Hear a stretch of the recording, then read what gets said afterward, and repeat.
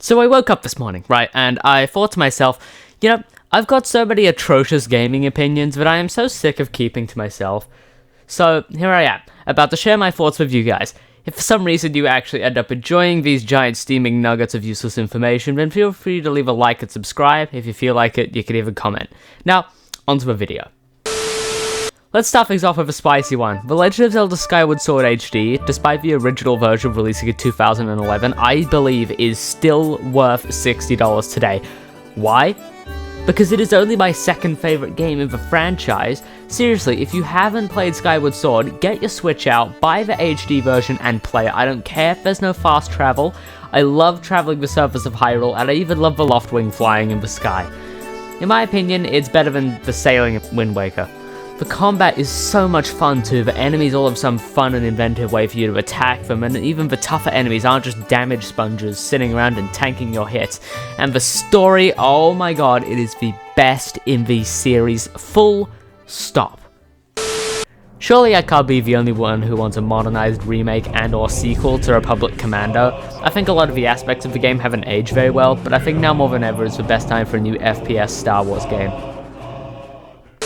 Now, here is a controversial one. I recently made a tier list of all the mainline Halo titles. I'll throw it up on screen now, but I think I need to elaborate.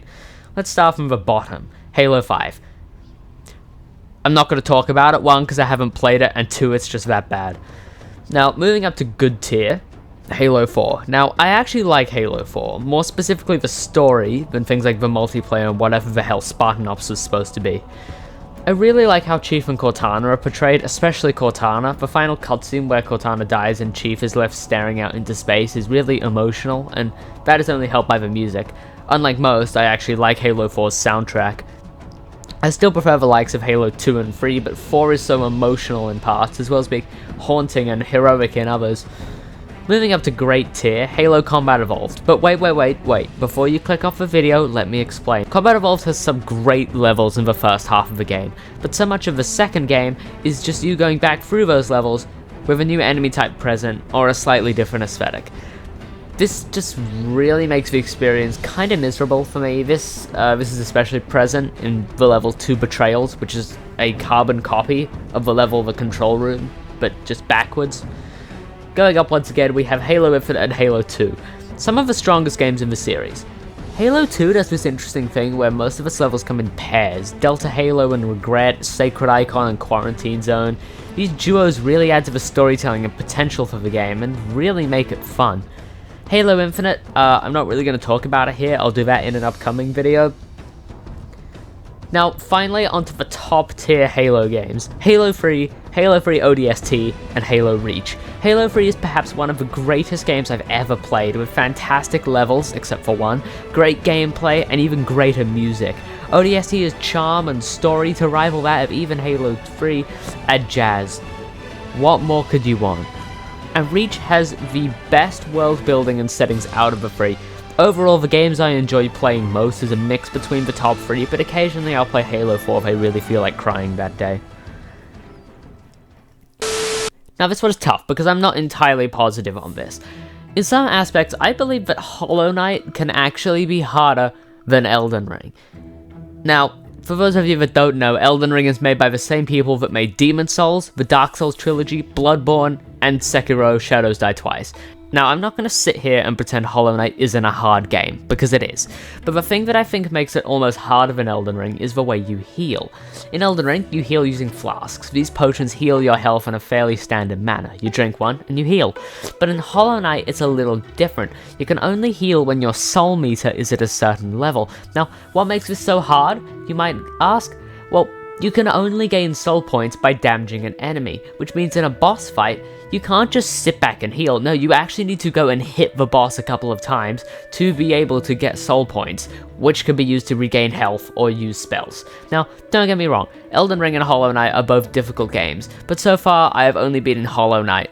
The end in Elden Ring is, for me, honestly nowhere in sight, which I think says a lot about the game. Stay tuned for an upcoming video on Elden Ring as well.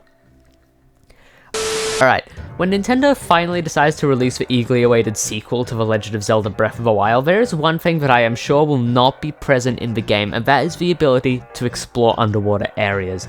Now, a lot of people have been speculating that along with exploring the sky and the deepest regions of Hyrule, we'll also be able to explore the depths of the kingdom's oceans and lakes. And I believe that this is entirely incorrect. Being able to explore underwater may have been a possibility at some point during the development of Breath of the Wild, but it was probably cut before release. I personally think underwater exploration in Breath of the Wild 2 would be quite jarring, especially as Nintendo have stated that parts of the overworld will be reused in the sequel. Underwater exploration is one of those things that I think it would be strange to use after its absence in the previous game.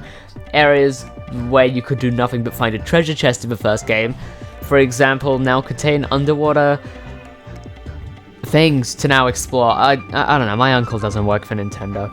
It's hard to explain, but the ability to swim underwater would be kinda strange to me. I'm not against the idea. I'm just not sure how they'd handle the change in players' ability to suddenly brave the depths of Hyrule's seas.